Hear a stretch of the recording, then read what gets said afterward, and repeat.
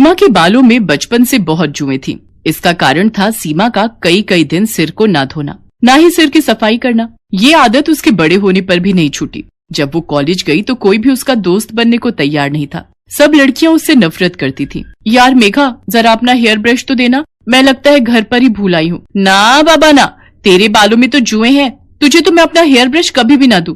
चल ज्योति, कॉलेज की छुट्टी हो गई है, घर जाते हुए रास्ते में गोलगप्पे खाते हुए जाएंगे। सीमा के सिर में जुएं होने के कारण हमेशा ही वो अपमानित होती थी, पर मजाल है जो वो अपना सिर साफ करवा ले। सीमा, ओ सीमा, ये सिर धोकर गीला तौलिया तूने स्टैंड पर टांगा है? हाँ माँ, वो सिर बहुत खुजली कर रहा था तो धोकर आई थी। सारा तौलिया जुओं से भरा हुआ है, सिर तो खुजली करेगा ही। कितनी बार कहा है सिर साफ करवा लिया कर, पर सुनती कहाँ है। पता नहीं इस लड़की के सिर की जुएं जाती ही क्यों नहीं है। वृंदा, जितनी जल्दी हो इसके सिर की जुएं साफ करवा दे। बड़े बूढ़े कहते हैं जिस लड़की की शादी के समय सिर में जुएं हो, शादी के बाद जुएं ब्याह जाती हैं, फिर उन्हें साफ करना बहुत मुश्किल होता है। क्या दादी, ऐसा कुछ नहीं होता है, आप बेकार में ही डरा रहे हो। सीमा की दादी चाहती थी कि सीमा किसी तरह अपने सिर की तरफ ध्यान दे, पर उसने एक कान से सुनकर दूसरे से निकाल दिया। आकाश नाम के लड़के से सीमा का रिश्ता तय हो जाता है, पर शादी के दिन मंडप में सीमा का हाथ बार बार अपने सिर में जा रहा था। क्या करूं, ये जुएं तो जैसे रेलगाड़ी की तरह सिर में दौड़ लगा रही हैं।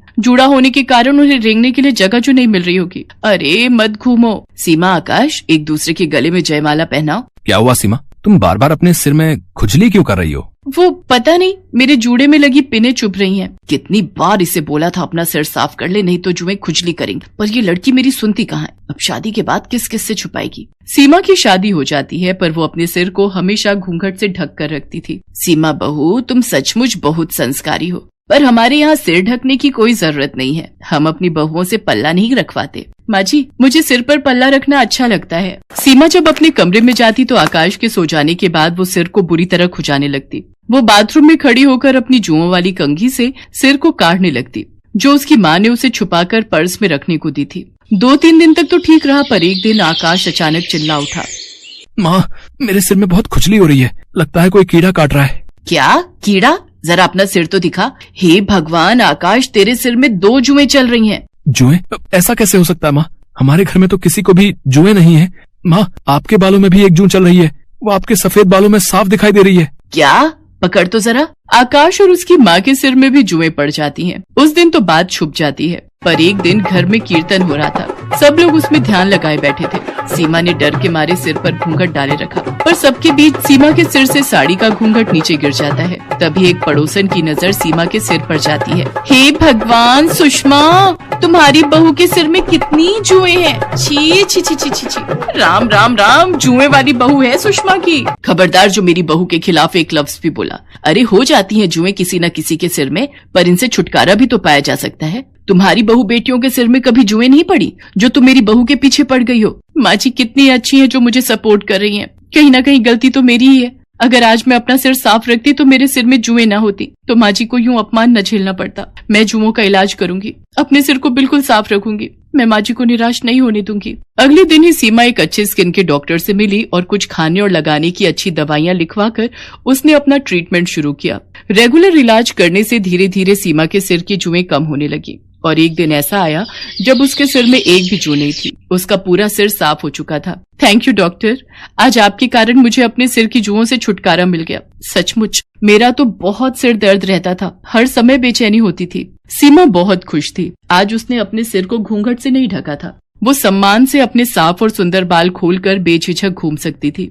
ये देखकर सीमा की सास और आकाश बहुत खुश थे। सीमा की माँ और दादी को जब ये बात पता चलती है तो वो भी चैन की सांस लेते हैं कि आखिर सीमा ने अपने सिर की देखभाल के बारे में सोचकर हमेशा के लिए जुओं से छुटकारा पा लिया।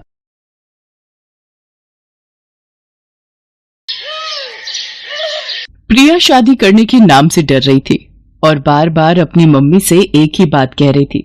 मम्मी, यहाँ मायके में तो आपने ये बात सबसे छुपा ली और मेरी कभी भी इंसल्ट नहीं होने दी, पर ससुराल में ये बात किसी को भी पता चल गई तो आप जानते हो ना मम्मी, वहां मेरा कितना अपमान होगा। जब मेरी सास और पति को ये पता चलेगा कि मैं रात में सोते वक्त बेड पर सुसु करती हूँ, जो कि मेरे कंट्रोल से बिल्कुल बाहर है। प्रिया बेटा, मैंने तेरी दवाइयां सूटकेस में रख दी हैं, तूने समय पर लेती रहना। तू घबरा मत, डॉक्टर ने भी तो यही बोला है ना कि तुम्हें तनाव बिल्कुल भी नहीं लेना है और रात को सोने से पहले सुसु करके सोना, तो तुम्हें ही परेशानी नहीं होगी।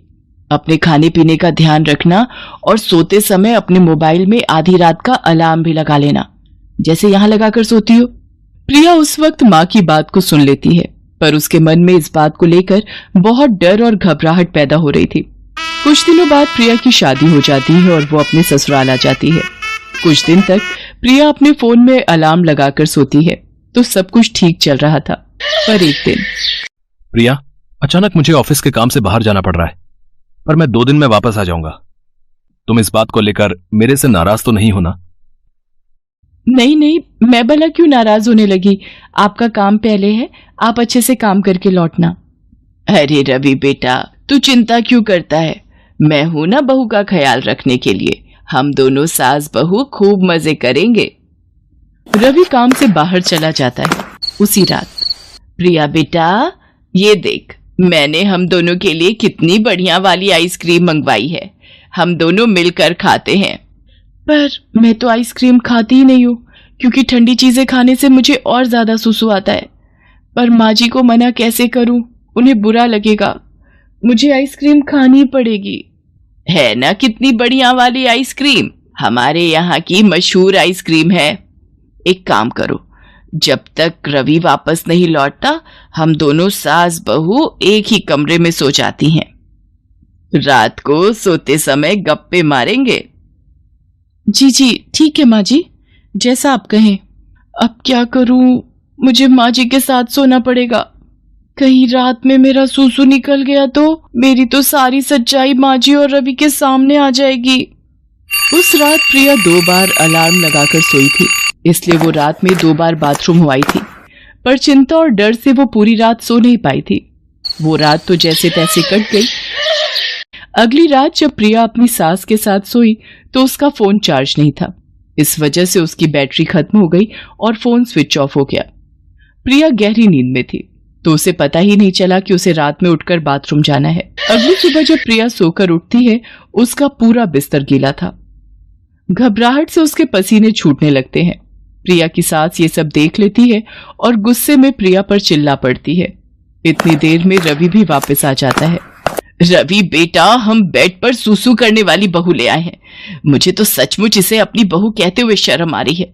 दुनियादारी और समाज में किसी को भी पता चल गया तो सब लोग हम पर हंसेंगे। अब मैं इसका क्या करूं? इसके माँ बाप ने भी हमसे इस बात को छुपाया, और तो और इसने भी हमसे इतनी बड़ी बात छुपाई। मुझे तो कुछ समझ में नहीं आ रहा है। मैं तो कहती हूँ इसे अभी के अभी इसकी माँ के घर भेज दे। अब तू ही इससे बात कर। माँ, मैं ये बात जानता हूँ। मुझे पता है कि प्रिया को रात में बेड पर सूसू करने की आदत है। क्या? तू ये बात जानता है और तूने ये बात मुझसे छुपाई? आते ही बीवी का गुलाम हो गया। रवि इस बारे में जानते थे, पर उन्होंने मुझसे इस बात के बारे में पूछा भी नहीं और गुस्सा भी नहीं किया। पर रवि को ये बात कैसे पता चली? मैं तो रोजाना अलार्म लगाकर सोती हूँ। माँ, ये बात मुझे उस दिन पता चली जिस रात प्रिया बहुत गहरी नींद में थी। अलार्म मैंने ही बंद किया था। तब मैंने देखा प्रिया के आसपास बिस्तर गीला हो रहा था।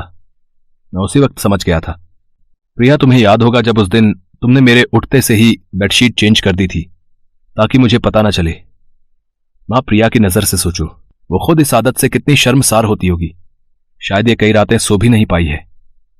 माँ, आप जानती हो इस आदत की सबसे बड़ी वजह तनाव है। आप तो खुद कहती हो किसी भी बीमारी की सबसे बड़ी वजह चिंता होती है।